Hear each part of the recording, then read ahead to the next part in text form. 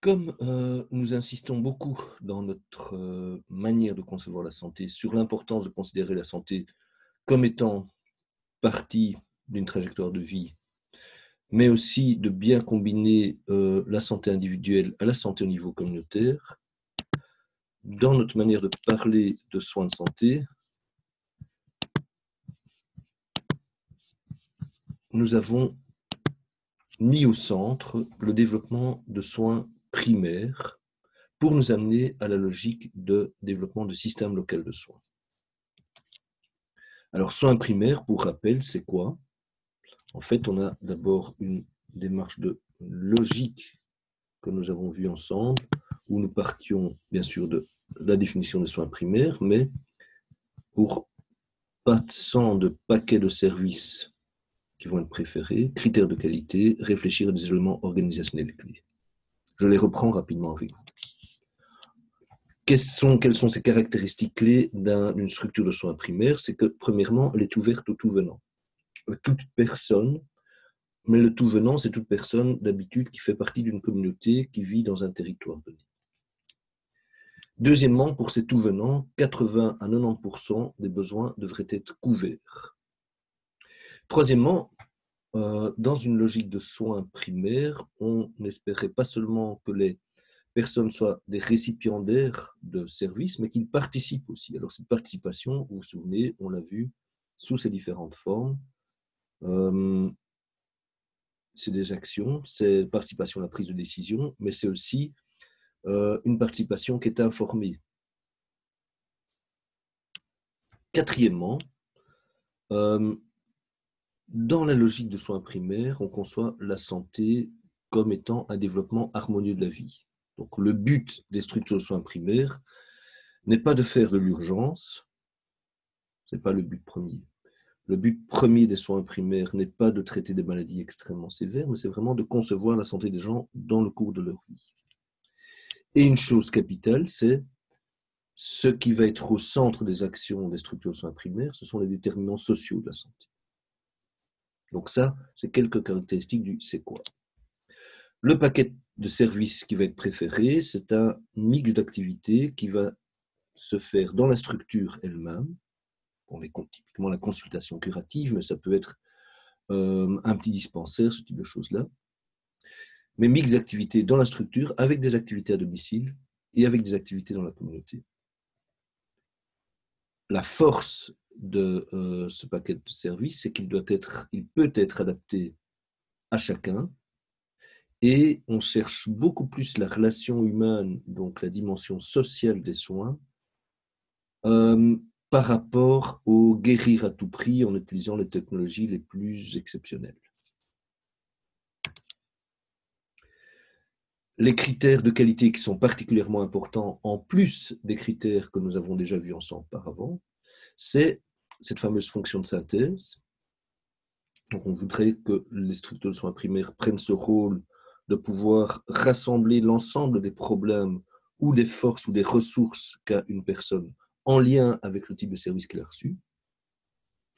Une approche centrée sur la personne combinée à une approche communautaire. L'accessibilité y inclut la fonction de gatekeeper. Souvenez-vous, ici, l'accessibilité à des structures de soins primaires, ce n'est pas la même que l'accessibilité à l'ensemble du système. Donc, la structure de soins primaires peut être un aiguilleur vers d'autres parties du système. Et cet aiguilleur vers d'autres parties du système, dans ce cadre-là, les structures de soins primaires jouent éventuellement un rôle pour prioriser l'accès à certains types de services. L'efficience ici ne se conçoit pas en termes de de l'utilisation de technologies la meilleure technologie possible, mais on est beaucoup plus dans une médecine low-tech avec high intellect et high relations humaines. La réactivité est un critère d'importance, donc pouvoir répondre à la demande des gens, et la participation est aussi un critère clé, même si c'est au centre, au cœur des soins primaires. Alors finalement, ceci nous amène vers des éléments organisationnels tels que la taille de la population. Donc, vous vous souvenez, on avait parlé de centralisation, décentralisation. La population d'attraction de responsabilité, donc pouvoir combiner les deux, population d'attraction, les gens qui viennent spontanément vers moi, population de responsabilité, les gens vers qui je vais moi comme prestataire, vers qui je développe une attitude dite proactive. Des prestataires avant tout généralistes, c'est-à-dire qui justement savent couvrir 80 à 90% des besoins, ne sont pas hyper spécialisés dans un domaine, et idéalement des prestataires qui sont constitués en équipe. Donc quand on dit généraliste, vous vous souvenez bien, on ne parle pas rien que des médecins généralistes, mais on aimerait parler des infirmiers généralistes, des kinés généralistes et d'autres types de professions. Les technologies ne sont pas pour autant totalement exclues des soins primaires, mais elles sont là pour renforcer la fonction de synthèse. Donc on va penser principalement à des technologies de l'information, mais aussi pour renforcer les relations humaines et communautaires. Donc, ce qui est au centre de l'organisation des soins, c'est les structures de soins primaires qui répondent à des individus ou qui interagissent avec des individus dans une communauté. Ce type de structure donc, a sa grande caractéristique de développer un suivi tout au long de la vie des individus et de la communauté. On fait une flèche horizontale pour impliquer la logique donc, de suivi tout au long de la vie.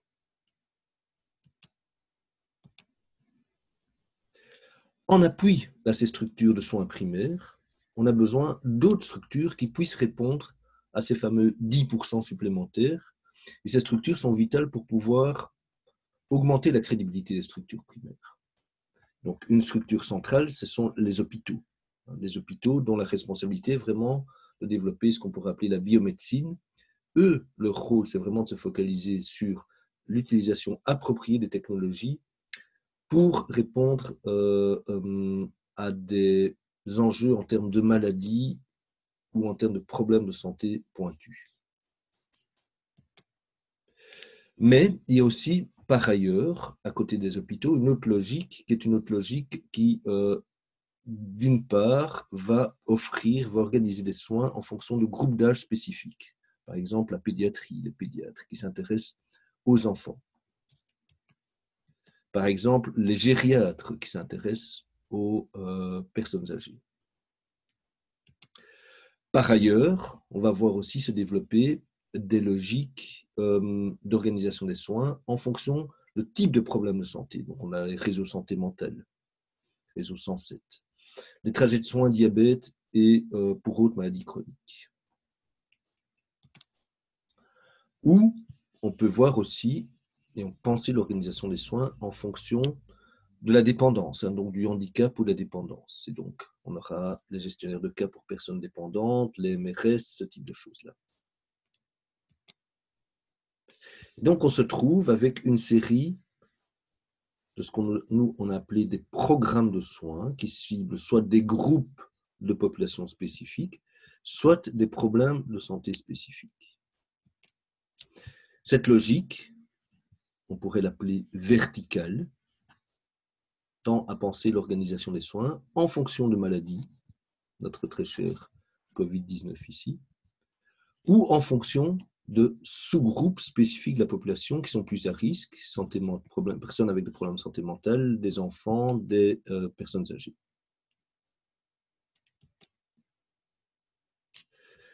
Les deux logiques, une logique plutôt horizontale, une logique plutôt verticale, sont en plus confrontés à des choses qui s'organisent et des services qui s'organisent au sein d'institutions, les hôpitaux, les maisons de repos de soins, et services qui s'organisent au domicile des personnes, ou en tout cas en dehors des hôpitaux. Donc, il s'agit de combiner en même temps une logique soins primaires plutôt horizontale, qui sera la logique prioritaire. Cette logique s'articulera quand nécessaire avec une logique verticale par programme, dont le but est de renforcer, bien sûr, les structures primaires, et sera aussi appuyée, parce qu'on ne voit plus ici, par les hôpitaux, qui vont bien sûr renforcer cette logique horizontale qui devrait se développer au niveau des structures de soins primaires. Le gros problème auquel on est confronté en Belgique, c'est en fait la plupart des cas, on pense l'organisation des soins en fonction de problèmes de santé et beaucoup trop peu en fonction d'histoire de vie, de trajectoire de vie ou de communauté. Et donc, en fait, on aboutit à une organisation des soins et à une manière de réguler les soins en lasagne. Vous avez pour chacun des problèmes de santé une structure qui va décider, qui va gouverner l'organisation de ces soins. Une question clé, c'est donc, je remonte ici, d'essayer de sortir de ce cafouillis où en même temps, on se retrouve avec une logique par programme de vie, en même temps avec une logique très très forte verticale par problème de santé ou par sous-groupe, en même temps avec une logique d'institutions hospitalières qui souvent vont s'entrechoquer les unes aux autres. Une des sorties est donc de penser en termes de réseau ou en termes de système local de soins. Mais en gros, de quoi s'agit-il? Alors, d'abord un réseau. Pourquoi est-ce qu'on voudrait construire des réseaux? Pour mieux adapter le système de soins aux besoins des patients. Donc, tel que je viens de le dire, il s'agit d'articuler au mieux cette logique plutôt soins primaires horizontale avec cette logique programme de santé plutôt verticale et avec une logique institutionnelle hospitalière. Deuxièmement, on va essayer de décloisonner le système de soins, typiquement entre l'ambulatoire et l'hôpital, entre des personnes plus spécialistes et généralistes. Troisièmement, l'idée, c'est qu'en mettant en contact les différents professionnels ensemble, on va augmenter leurs compétences collectives, on va améliorer le fonctionnement d'ensemble des systèmes de soins. Éventuellement, on va sortir du secteur de la santé pour s'ouvrir vers d'autres champs. Et donc, on voit différents types de réseaux qui se créent. Premier type de réseau, c'est vraiment des types de réseaux qui sont créés par des autorités publiques ou autres et qui sont vraiment conçus aussi comme une structure d'organisation des activités. Je suis là beaucoup plus dans essayer de mieux adapter le système de soins aux besoins du patient ou essayer de décloisonner le système de soins.